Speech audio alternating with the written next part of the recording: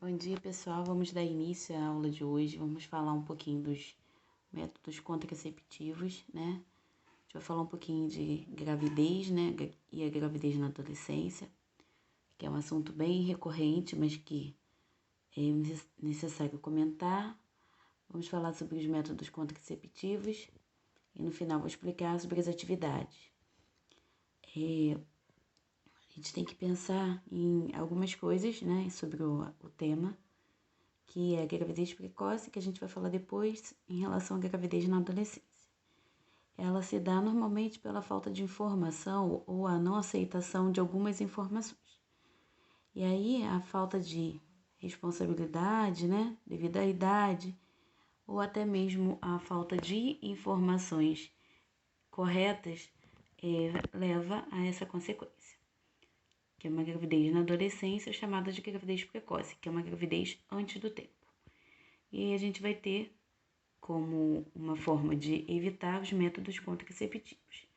Lembrando que contraceptivos é para evitar gravidez. Nem todos os métodos contraceptivos vão ser relevantes para a questão de proteção contra doenças sexualmente transmissíveis. Para falar a verdade, só a camisinha mesmo é um método, além de contraceptivo, preventivo contra doenças. E existem também novidades, que são os anticoncepcionais masculinos, gel que se coloca, que funciona como se fosse uma vasectomia, e algumas outras medicações que estão sendo preparadas agora na atualidade.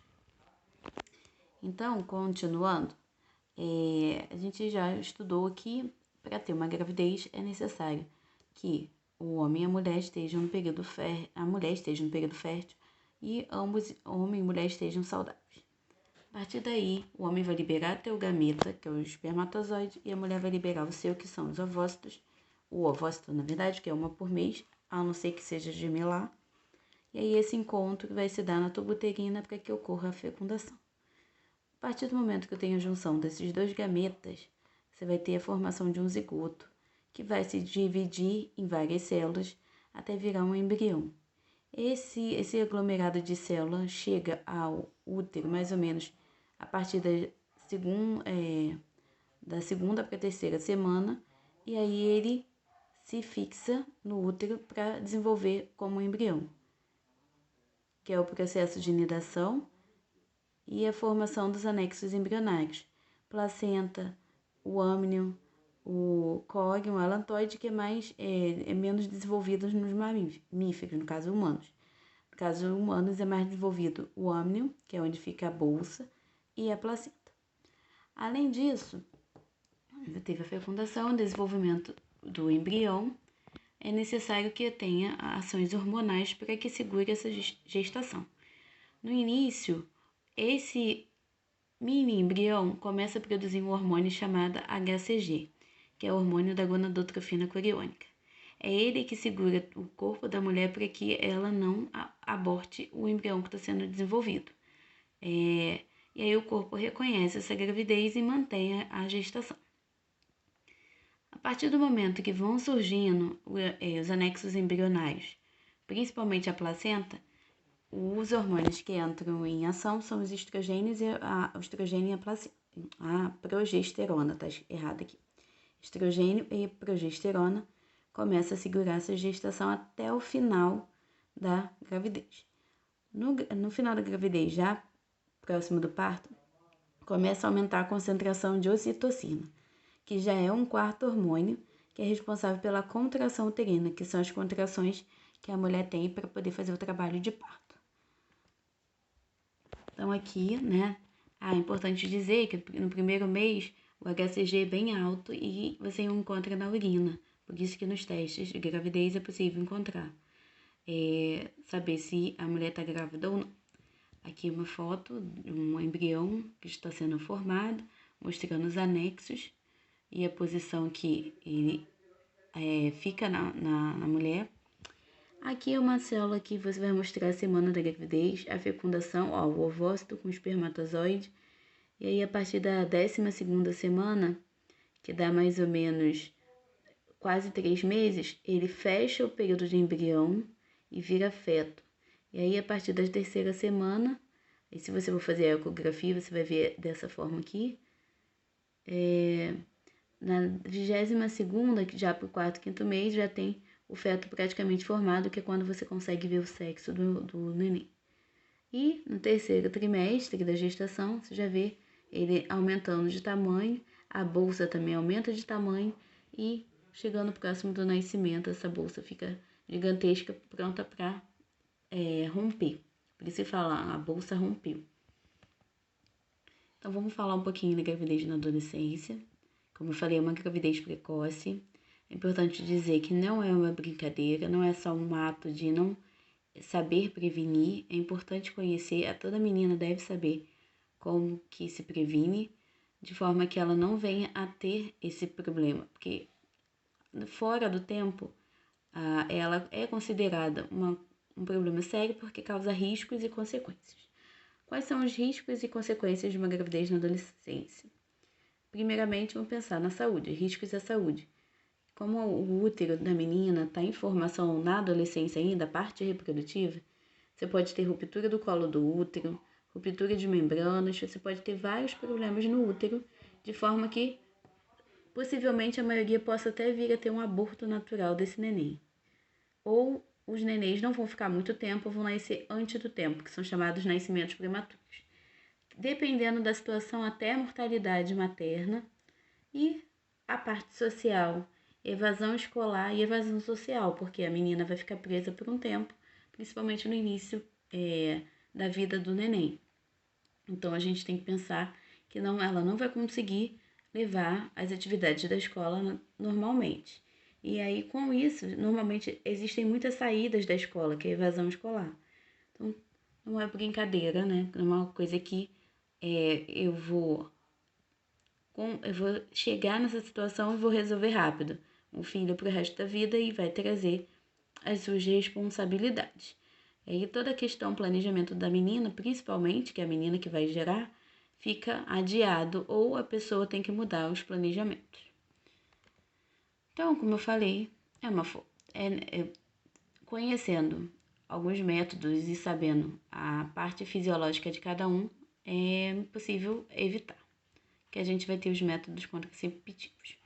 O principal, né, é a camisinha, que é o método de barreira. Por que é barreira? Impede o encontro dos gametas. Pode ser usado em homens e mulheres, que a gente tem a versão masculina e a versão feminina, e é o único método que protege contra as ISTs, que são as infecções sexualmente transmissíveis, que a gente vai ver na aula seguinte. O diafragma é um outro método de barreira, que é como se fosse um disco, e aí é de borracha, que a gente vai colocar na entrada do útero, normalmente com géis espermicidas, para que o espermatozoide morra, e só pode ser usado nas mulheres, né? É um método menos eficaz. Uma vez que você coloque de maneira errada, ele não vai ter o efeito, que normalmente é o que acontece. A gente tem o DIU, que é o dispositivo intrauterino, que é esse negocinho em forma de T. Algumas pessoas falam Y, mas eu falo formato de T. Se vocês forem ver a anatomia do colo do útero, ele tem formato de um T. Então, ele encaixa aqui e, normalmente, o cobre ou os hormônios que contém aqui meio que vão causando a morte dos espermatozoides. E aí eles não conseguem chegar na tuba, que aqui que é o local da fecundação. Eles não chegando, não há a fertilização. A fecundação, desculpa. Material, normalmente, você pode ter cobre ou hormônios nesse T e só pode ser colocado pelo médico. Normalmente, o médico ginecologista ou obstetra. Ele tem maior tempo de duração, que é uma vantagem, pode durar até 5 anos, mas não protege contra as infecções sexualmente transmissíveis. Existem os métodos hormonais ou químicos, também deve ser seguido pela recomendação de um médico especialista. A gente tem várias apresentações, desde pílulas, né, anéis, injeções, implantes intradérmicos, adesivos, transdérmicos e pílula do dia seguinte. Essa aqui é a mais popular, que é a pílula anticoncepcional, e ela é como se fosse uma forma sintética dos hormônios estrogênio e progesterona. Se vocês lembrarem desses dois hormônios, eles são os hormônios da gestação. Quando eles são ingeridos nas pílulas, eles simulam uma gravidez falsa para o corpo. E aí, o que vai acontecer? A mulher nunca vai entrar no ciclo menstrual e vai ter o período fértil. E aí, ela, como se a mulher tivesse o tempo todo grávida quando ela toma estrogênio e progesterona. Grávida entre aspas, né? Porque é uma falsa sensação para poder para fazer com que o corpo não entre no período fértil. Existem essas outras apresentações que são a pílula anticoncepcional é barata, acessível, só que ela tem que ser tomada corretamente todos os dias. Para as mulheres que esquecem ou não podem tomar todos os dias, a gente tem essas 3 opções aqui, na verdade 4, que são os anéis, as injeções, os implantes, adesivos. As injeções podem ser aplicadas a cada 2 a 3 meses. E a última aqui, que não deve ser feita, né? Na verdade, que é uma pílula de emergência, a pílula do dia seguinte. Deve ser feita até 3 dias após o ato sexual sem prevenção, porque depois disso ela não tem mais efeito. Só que como é uma quantidade enorme de hormônio, ela causa muitos efeitos adversos. E a menina que tomar vai ter efeitos variados, podendo causar riscos à saúde. E se tomar de forma errada também, aí ao invés de fazer um efeito desejável, vai causar um efeito adverso. Então é bom evitar. E sempre seguindo as orientações médicas.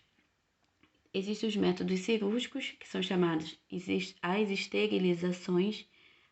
Das mulheres, a gente tem a ligadura tubárica ou laqueadura, que consiste no corte das 2 tubas uterinas, como por exemplo aqui, né? Corta aqui e amarra. E aí você não vai ter, como que eu posso dizer, os óvulos chegando aqui. Os óvulos são produzidos, só que eles não chegam aqui de forma que não tenha a fecundação. Vasectomia, corte dos ductos, e aí no caso são nos homens, dos ductos deferentes, que é onde os espermatozoides saem para poder ser expelidos. Então, corta também, bloqueia a saída dos espermatozoides. Lembrando que a ligadura tubárica ou laqueadura é um processo irreversível. A vasectomia, ela pode ser reversível, mas é um procedimento bem complicado, pode ser que não funcione. Então, uma vez que se faça, é um processo irreversível praticamente. Só que uma vantagem é que tanto o homem quanto a mulher continuam produzindo hormônio e aí não vai afetar a parte hormonal, só não vai ter a parte de fecundação. Outros métodos, que é a tabelinha, que é quando se acompanha o ciclo menstrual e vê o período fértil e evita o ato sexual nos períodos dos dias férteis, porém tem baixa eficácia. Por quê? A menstruação ela pode variar de acordo com problemas que a menina possa ter. Por exemplo, estresse pode atrasar ou acelerar o processo. E aí você vai ter alterações nos dias de menstruação e nos dias férteis. Então, se a menina não tem um ciclo menstrual regular ou ela está passando por período de estresse ou tem alguma outra doença que cause alterações no ciclo, não é bom fazer esse método. Após assistir os vídeos, né, vocês vão fazer o quê? Tem muita gente que não está fazendo. O teste, que eu sei que a maioria está fazendo, né, lógico, que é composto pelas 2 questões e as atividades finais da apostila de cada capítulo. No caso de hoje, capítulo 18. Então, façam e mandem pelo privado lá nas atividades. É bom frisar que essas atividades, elas vão ser corrigidas a partir de agora de agosto, semanalmente, e aí vocês têm uma semana para entregar e elas vão estar contando ponto para vocês, de alguma forma como avaliação. Ela vai ser anexada às avaliações. Então, façam, não se esqueçam das atividades. Uma boa semana de aula a todos.